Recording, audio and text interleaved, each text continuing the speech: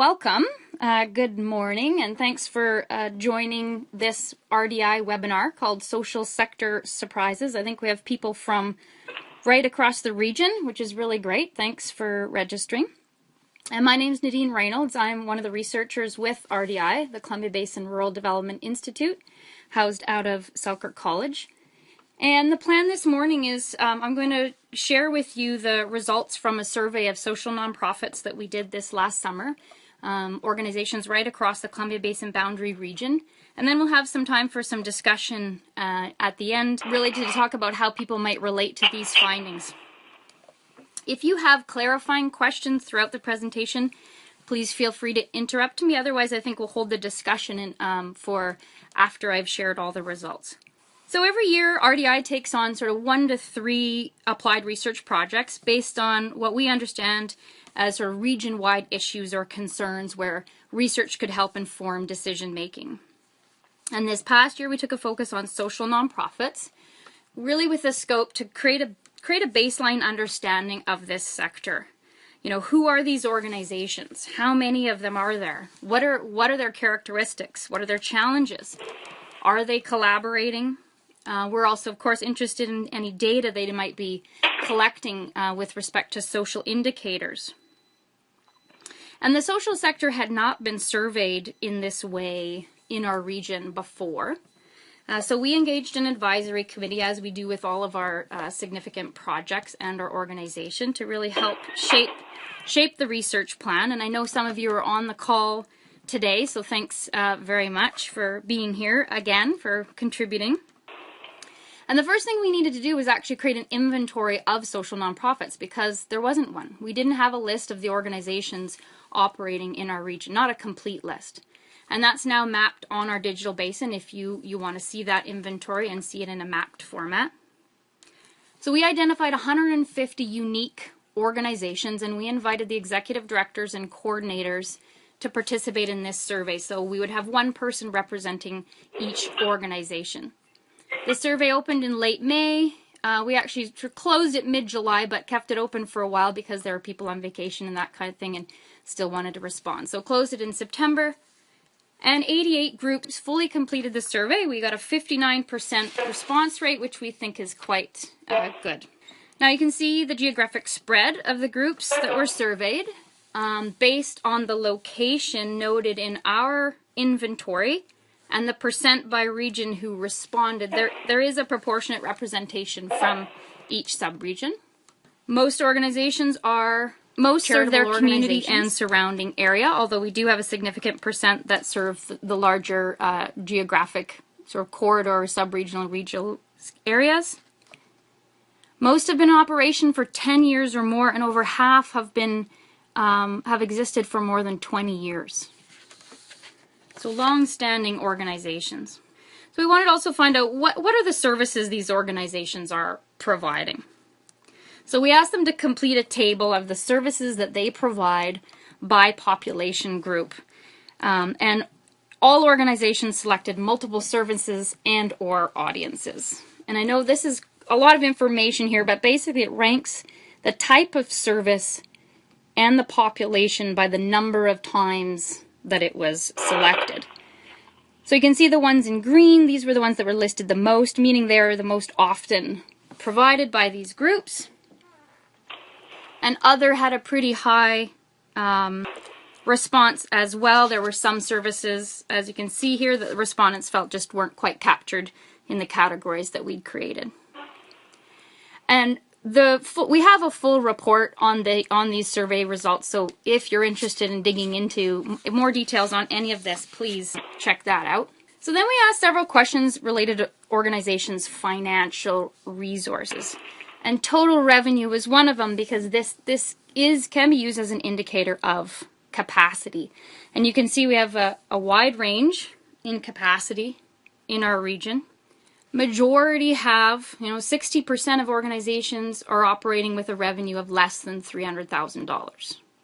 About 15% total revenue is less than $30,000. Quite a range in between here. And then at the top of the continuum, about 16% have a revenue of $1.5 million or more.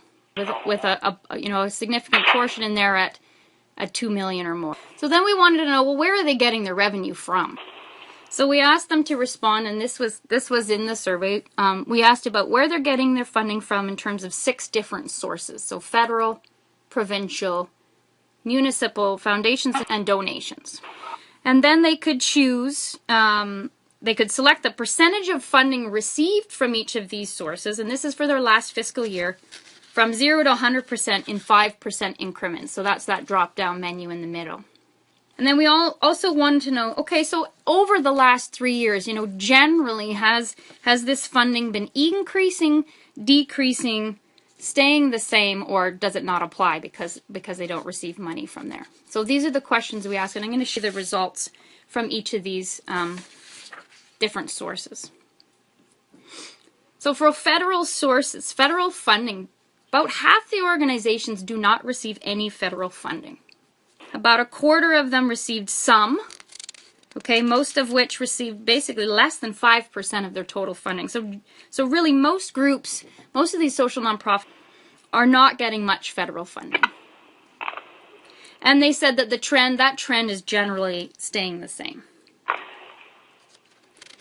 Now, provincially, only about a quarter do not receive provincial funding. So the bulk of them are receiving provincial funding, and really in a pretty wide range. So this pie chart shows really from 5 to 100% of funding. 36% received at least 50% of their funding. So about a third of these groups are getting about 50% of their funding from provincial sources. And most number of groups said over the last 3 years, provincial funding is generally staying the same. Okay, municipal funding, half received no municipal funding. Most received 10% or less. None more than 30% of their funding was coming from municipal sources. And again, the trend here, they say, is generally staying the same over the last 3 years. Now, for foundations and trusts, survey respondents said that 20% of them did not receive funding from foundations and trusts in their last fiscal year. About half received 5 to 20%. 5% almost completely depend on foundations and trusts. Again, the trend is generally staying the same, although some did say that it was increasing and decreasing. And there are charts like this, the pie charts and bar charts like this for each of the sources. So again, if you're interested in digging into this some more. Donations was the next category. 15% did not receive donations. Half received 10% or less. Otherwise, a pretty wide range. And again, there are organizations who completely are depending on one source. And the trend is either staying the same or increasing. So this may be a place where funding source is increasing for these organizations. Half of the groups noted other sources, accounting for a pretty wide range, 5 to 95% of their revenue. Most said the trend is staying the same, but many also said that it's increasing. So then we asked about, well, what are their financial challenges? As you can see from some of these questions, you can start sort of asking some questions about, well, it probably doesn't surprise you that every organization who responded to the survey said they had some financial challenge. And we asked about financial challenges in 10 different categories. And for each of these categories we asked, is it a small challenge, a moderate challenge, or a serious challenge? And for today, I've combined those. So I'm going to give you the percentage of organizations who said that each of these were challenges. So 57% of the group said securing adequate funding from municipal government. Similarly, from federal and provincial contracts. 66% said funding from individual donors is a challenge. We asked about collaboration, securing funding to collaborate with others. 67% finding funding to collaborate is a challenge. 76% funding from foundations and trusts. Also 76% said that competition with other organizations for funding is a challenge. Securing funding for administration and overhead. 78% said this was a challenge. 42% said this is a serious challenge for their organization. Very similarly, providing adequate pay and benefits for staff. 80% of groups say this is a challenge. 43% say this is a serious challenge for their organization. And the last one is around diversifying funding sources. So 83% say that is a challenge. And you can find the breakdowns of small, moderate, and serious for each of these in our report. So I'm going to move to human resources. So we asked organizations about their human resources, and we wanted to ask about their staffing, about their payroll, and about their volunteers. So we asked about full-time, part-time, and casual staff. So for full-time staff, there's half of these groups do not have full-time staff, and roughly the other half have at least one full-time staff. 10% have one full-time staff person. Just over 19% have 10 or more staff. And the average number of full-time staff is 6. So if we define full-time as 35 hours per week or more, part-time as less than 35. Most have at least one part-time staff. So 26% do not, 74% do have part-time staff. About 25% have 2 to 5 part-time staff. And then you can see it's pretty spread out otherwise in terms of the number of part-time staff. Average is about 9 people, 9 part-time staff. In terms of casual staff, you can see the numbers there. So then related to staffing, we asked organizations to tell us their payroll expense for their last fiscal year. And this includes all wages and mandatory employment related costs, all wages and MERCs for full-time, part-time, and casual staff. This is their total payroll. And so, like revenue, you can see there's a pretty wide range in payroll expense. And again, this gives us some insight into capacity or into organizational capacity. So about 15% indicated 0. They don't have payroll. The other end of the spectrum, about 12.5% have a payroll of 1 million or more. And if you look at sort of always trying to look at sort of majorities or bulks here, 42% are operating with a payroll of less than $100,000. And if you include the 0, that gives you the majority of these groups are operating with $100,000 or less payroll. Average payroll about $423,000. So then let's have a look at their volunteers, because this also gives us some understanding of capacity of these groups. And we distinguished here between directors, so board of director volunteers, and program volunteers. Okay, we learned that most organizations have program volunteers, although 18% said they don't. There's another about 18% that have 50 or more. And about 9% in there have 100 or more program volunteers. So based on this survey, we have 2,612 volunteers serving 72 organizations. That's about 30 program volunteers per organization. In terms of directors, there are 651 directors serving 84 organizations. So an average about 7.5 directors per organization. So another aspect is, okay, here we have some numbers. These are the numbers that people have. Well, what are they contributing to the organization? So we asked about their volunteer hours, and we distinguished again between the director and the volunteer. So 58% of the groups who took the survey estimated that their annual contribution of their directors is over 100 hours.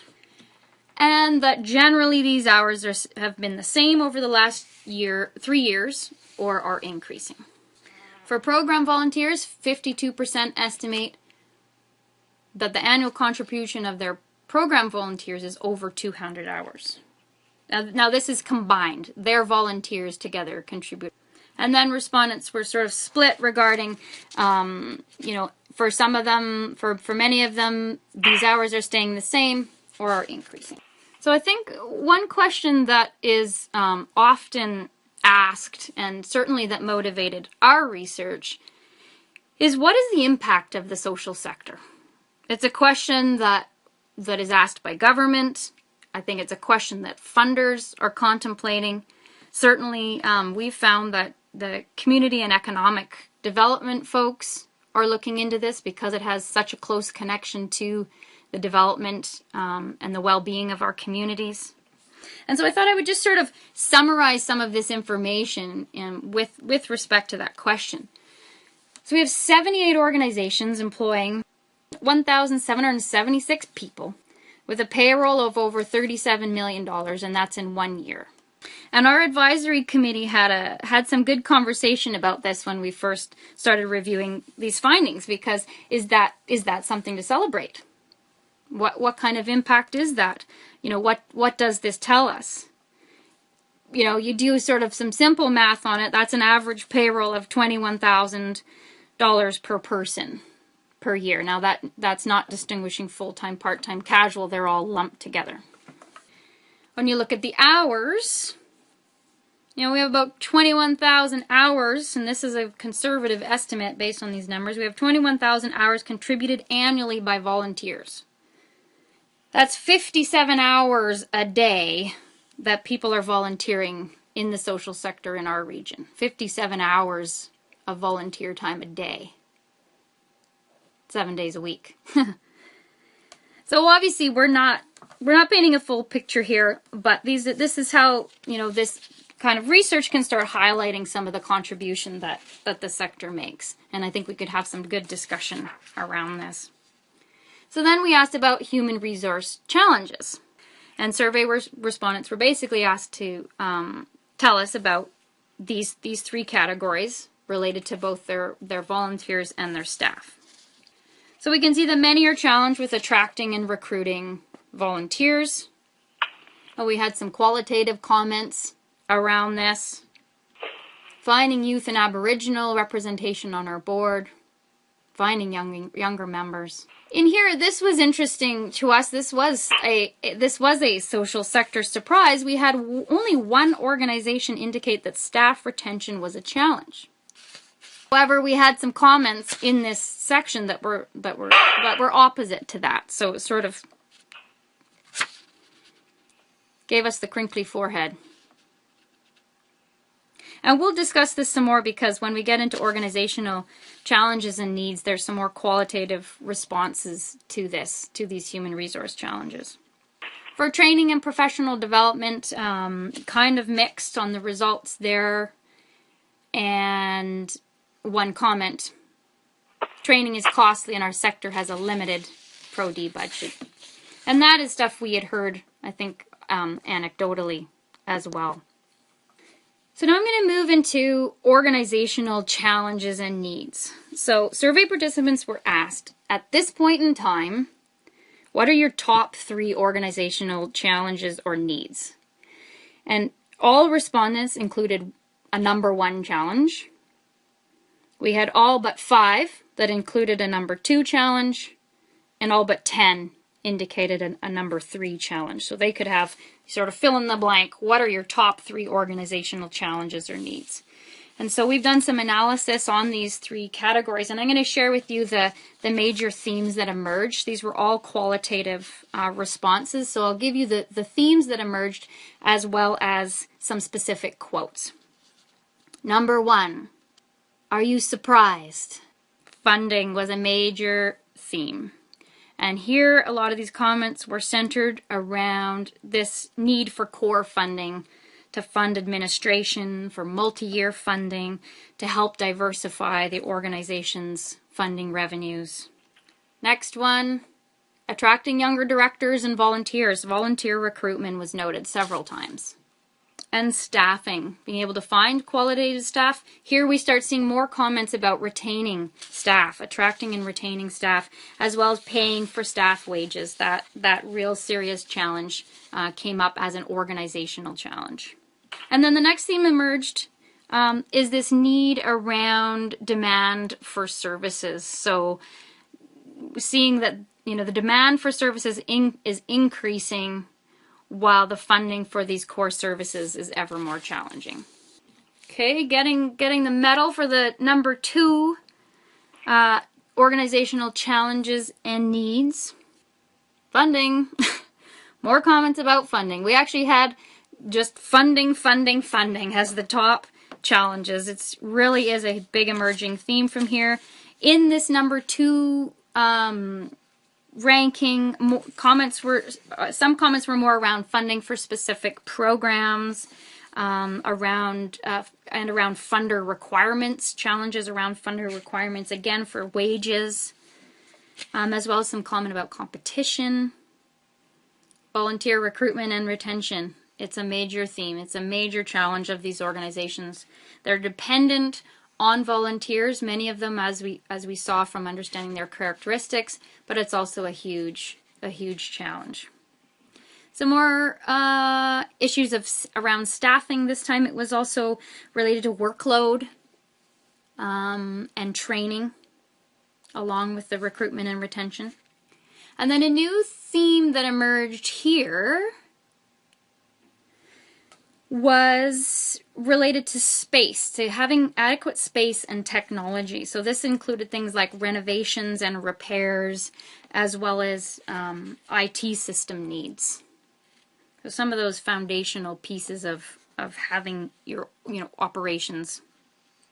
Supporting people with complex and challenging needs. So similar to the theme that emerged from the top challenges, increased demand for services. The demand for services is increasing, and it's getting even more challenging in terms of the complexity of the social issues that these people these organizations are working with and addressing, while at the same time the funding to provide these critical services is becoming ever more challenging to access. Okay, and then the third, and I debated repeating these, but I have to say this is the emphasis. These are the themes that emerge. This issue of funding is such a challenge for these organizations. Emphasis in this area was a little more around expansion, again about staffing, but sort of got into other specifics. Again, around government requirements too, though there are obviously challenges around the government funding requirements. Volunteer recruitment and retention, more commentary on this. Getting members to be more active. Now a new theme that came out here, although we did hear about it related to financial challenges, is organizational development. And so the challenge of being able to provide training and professional development, as well as being able to partner. Organizations wanting to partner, but not having that capacity to do so, that they need to develop their own organizational capacity so that they can build and grow and meet these ever more demanding and complex needs. And this one is related to funding and staffing, but it really deserved its own theme because of how the emphasis and the number of times that it was mentioned is this need to fund their core. The core of the organization, which of course also relates to that underlying need of capacity to plan and to develop and to be sustained. And then finally, some issues around infrastructure and equipment, some very specific needs that organizations have. So with considerable interest and discussion on innovation and collaboration and its importance to the nonprofit sector, we wanted to ask about whether organizations were collaborating already or if they had collaborated in the past. And this may or may not be surprising to some, but about 90% of these social nonprofits that were surveyed are currently or have collaborated in the past. So the vast majority of them consider themselves to have collaborated. And then we wanted to know, well, what motivated them? What's the carrot here? What motivated them to collaborate? And these are the themes that emerged from here. So to provide better services. If we collaborate, we can provide better services. to ensure our clients are receiving the best possible care. Efficiency and effectiveness was a motivation. Someone said, when we work with others, there are no limits. Similarly, greater capacity. The sum of the parts is greater than the whole. That it increases their ability to fundraise when they collaborate. And we know that some funders are saying you must collaborate if you want to get money. Sharing knowledge and resources, obviously a common reason to work together, as well as shared goals, very important. And then the organizational ethos one that was quite interesting that emerged, it was someone said, we collaborate because it's the right thing to do to make a better community. You know, that this was the approach, this was the belief of the leader of the organization or of the organization as a whole. It's the right thing to do, is to work together. And then what were some of the barriers? Themes emerging here, lack of time. This is a very common barrier. Staff work part-time and are challenged to get their regular work done. There's no time to do any more. There's not even enough time to do what we need to do. Lack of resources, that there's a sense of competition. So a bit of a fear around that.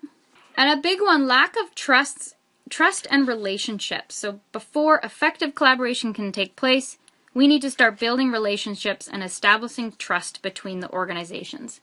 And this is all over the literature about collaboration, about innovation.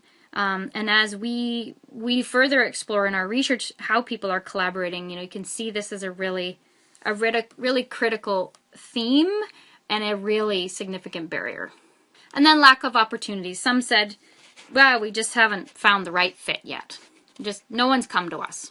So we're a research institute, a regional research institute, and we have an interest in providing data services.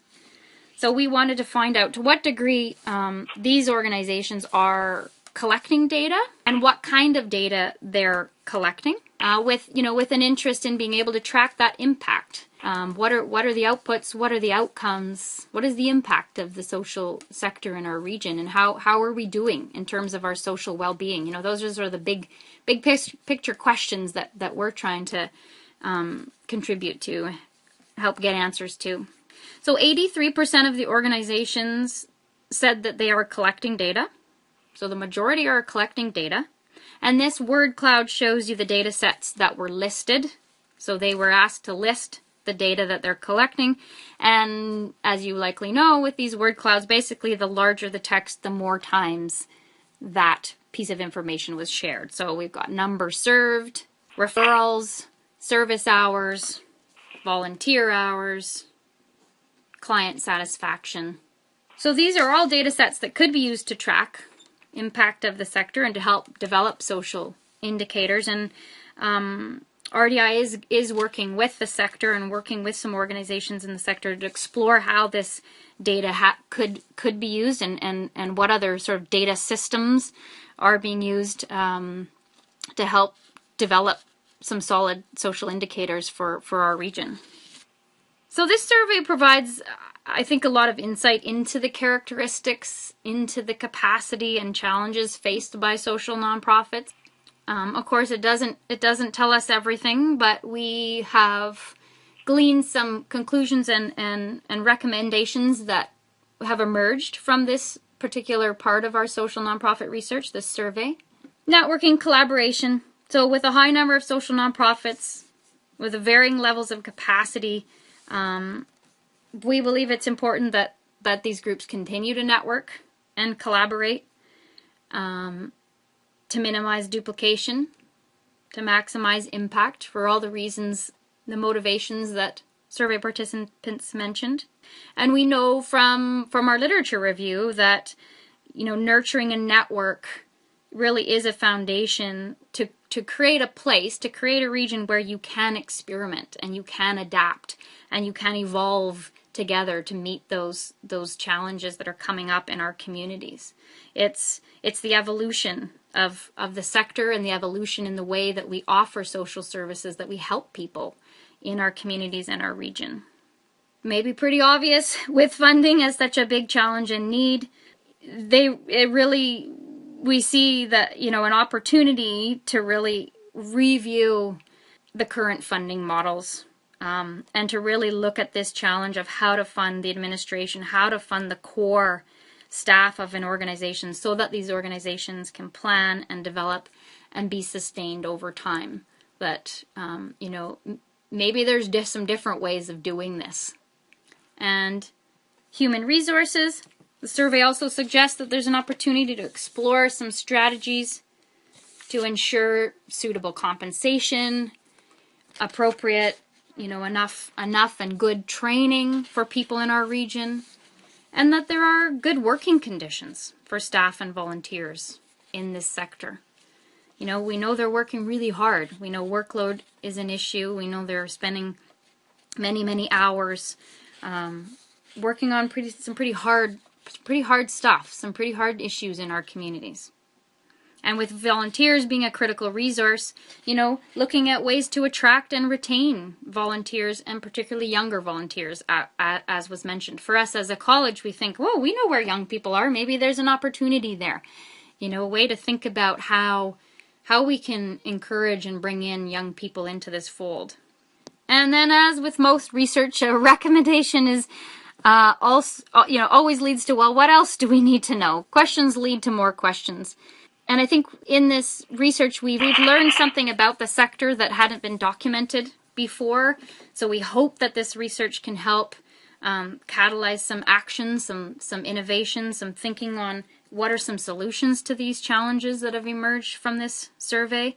And at RDI this winter, we actually are doing interviews across the region and outside the region to build an understanding of how groups are tackling these challenges. So trying to learn from some success stories. You know, what have people done? Why did it work? How did it work? How can we share? You know, what have we learned from this, and what can we offer to others? Maybe there's some solutions for organization in other parts of the region. We'll be sharing the results from that this spring. Also this spring, we're doing a series of focus group sessions with a specific interest in solutions. So social sector solutions. What are some of the solutions for our communities and region to ensure that we have a strong social sector? We know how important this sector is. And for us as an Applied Research Institute, we want to help facilitate some mobilization of knowledge gained here. Please do get in touch with me if you're interested in having us come to your community. We're lining up sessions right now. We have some in April and May planned. We're going to be in Trail, in doing a West Kootenay session in Castlegar. We're also going up to Valemont and Revelstoke, hoping to get to the East Kootenays, hopefully in Golden and in Creston, sort of looking for people who might be interested in helping out in those communities. And that we can sort of continue on learning and supporting the social sector and, of course, others who are part of this network in addressing social well-being in our region. So thanks for listening. I know that was probably a bit of an information overload. I wanted to share enough, but not too much. And again, you can go to our report if you want to dig into some more. And always welcome an email or phone call if you have specific questions or discussion. Also, we will be posting the PowerPoint slides up there so you can refer back to them, and feel free to share them as well.